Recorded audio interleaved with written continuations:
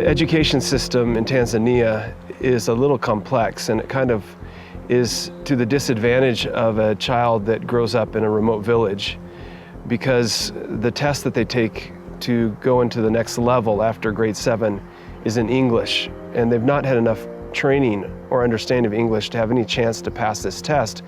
When a child is not able to continue their education, it places them in a very vulnerable situation.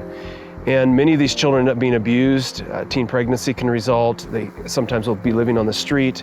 They just really don't have a compass or a path in their life that will help them find a way to support themselves. One of the challenges is that the cycle of poverty repeats itself. And so often a child who's abused ultimately themselves becomes an abuser. And it's not because that's what they want for their lives, it's just what they've known and what they've experienced, and they're traumatized, and out of that trauma produces more trauma.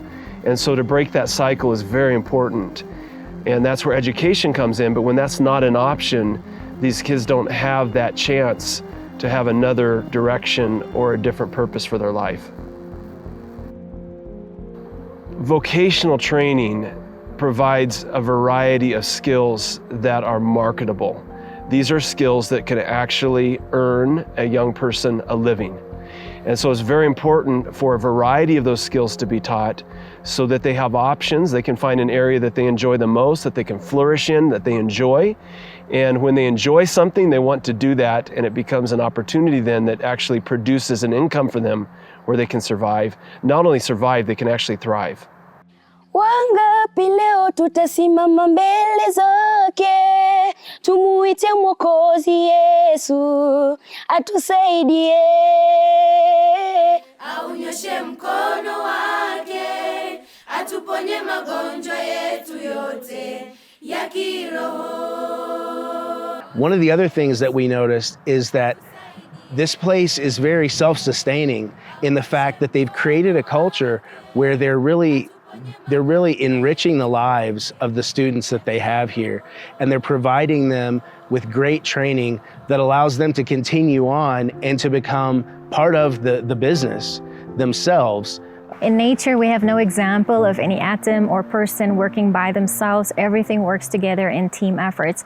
And so at Kibidula, it's the very same story. Those who have come before us have started a process that we are but carrying forward to this day. In 2004, there was a very big burden on the missionaries at that time for the young person in our area, especially of Tanzania, that had dropped out of the public education system because they had failed grade 7 exams and couldn't go on to obtain secondary education. What turned out was that these young people, due to a lack of skills, due to a lack of support, the economic structure couldn't support them, would often fall into circles and patterns of delinquency, of poverty, especially of teenage pregnancy. 2012 statistics showed that Tanzania had one of the highest teenage pregnancy rates in the world. So a lot of young people were in need of a practical education, not just to train the mind, but especially the hand, and not least of all, the heart. A lot of these young people have come through very tremendous, challenging circumstances of poverty, of abuse, of neglect, of despair, just not sure why they even exist. Why are they born into such a difficult environment? Who cares? Who can give them hope? We take these young people between ages 14 to 18. They stay with us for 3.5 years until they are more able to take care of themselves, more mature, more steady, so that when they leave here at age 18 or 20, they are able to protect themselves, they are able to make wiser decisions, they are able to be self-respecting, contributing citizens of the community.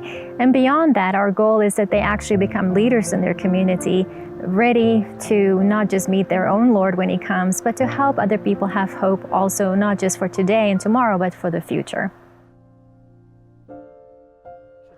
It was impressive to hear that the majority of students that graduated most recently from the agriculture program, a 3.5-year program, were actually hired to work in the avocado industry here. In fact, I saw a young lady who was testing the water content of the avocados to make sure that they were ready, that they'd been picked at the right time to be shipped.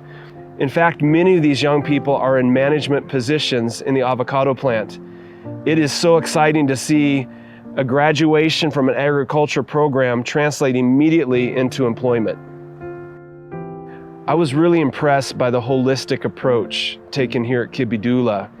In fact, there's a rotation for students to experience all aspects. Of course, some things all the students can do, like growing maize or sunflowers and work in the gardens and in the fields. But there are certain roles that only involve a couple of students at a time. One is to herd livestock and to take the livestock throughout the property to graze. Another one that was most impressive to me is that of cooking the noon meal for the other students. It was really impressive to see that the meals are being prepared by students for students. I remember one young man that said, I asked him if he was a good cook, and he says, when I cook, there's no complaints. But to see them having the experience of preparing food and learning how to create healthy, nutritious meals, this will serve them throughout the rest of their lives.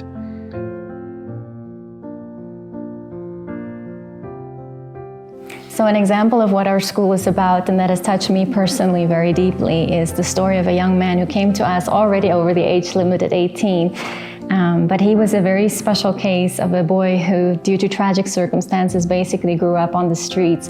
And when he came to our school, we had him go through the whole interview process where we tested his basic writing and mathematical skills. But to give him a fair chance, we also tested him on a work program, because for us, what's important is a young person that's willing to work and to show their willingness to cooperate with us and to learn new skills to support themselves. Anyway, so he tried filling in this questionnaire. He had to read a little passage and answer some basic questions in his own language. And he tried, but you can see for someone who's 18 years old, it's a very elementary handwriting, because he only made it to grade 2. Finally, he gave up, and he just made this heartfelt plea on the form, and he says, I have never learned, forgive me, but I'm asking if you could please help me. And the teacher who was grading the paper at the time used his red pen, and he wrote here, yes, for sure, we will help you. And then in the math section, he did the same plea, please forgive me, I have not learned, I need help, can you please help me? And again, the teacher answered for a second time, yes.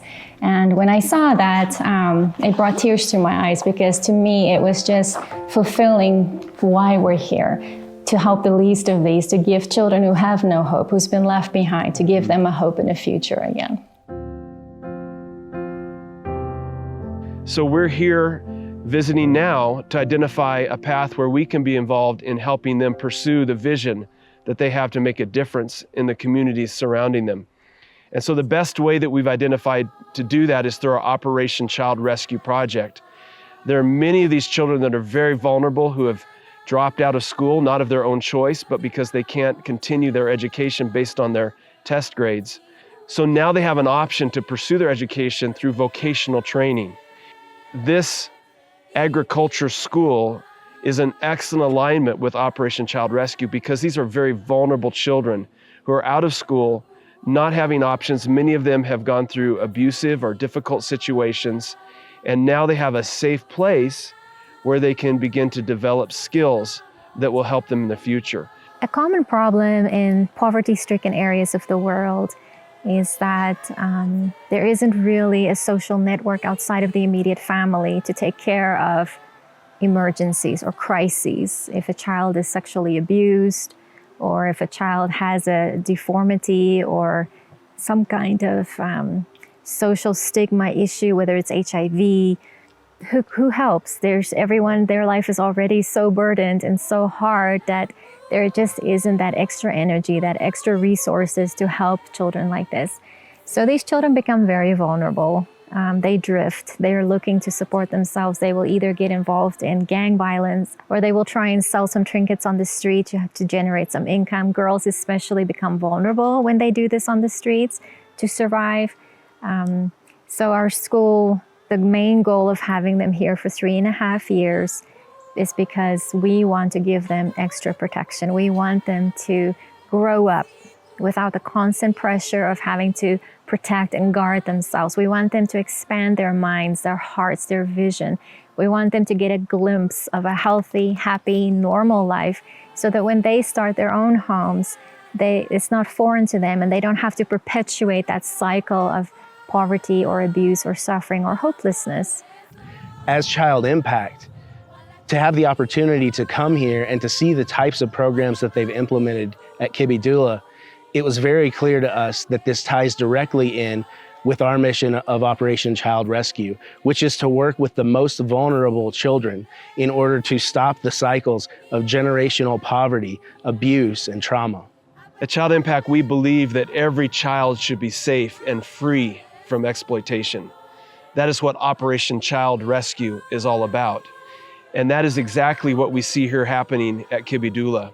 The girls' dormitory is a perfect example of this, where you enter into a courtyard and all the girls' rooms are safely entered through that courtyard. The outside gate can be locked at night so nobody can access them and compromise their safety. It is rewarding to see a partner that takes child safety so seriously, to make sure that these children don't have to worry for a moment whether they're in a safe place. Our dream for these children at Kibidula is that they will be able to break the chains of generational poverty, that they will begin to write a new chapter for themselves, for their future family, and for the villages and communities that they will be a part of. I believe that these young people will be an influence wherever they go because they have a different mindset. They've been given a different reality that they can pursue. I believe that will be contagious and will have a ripple impact to many individuals in the future.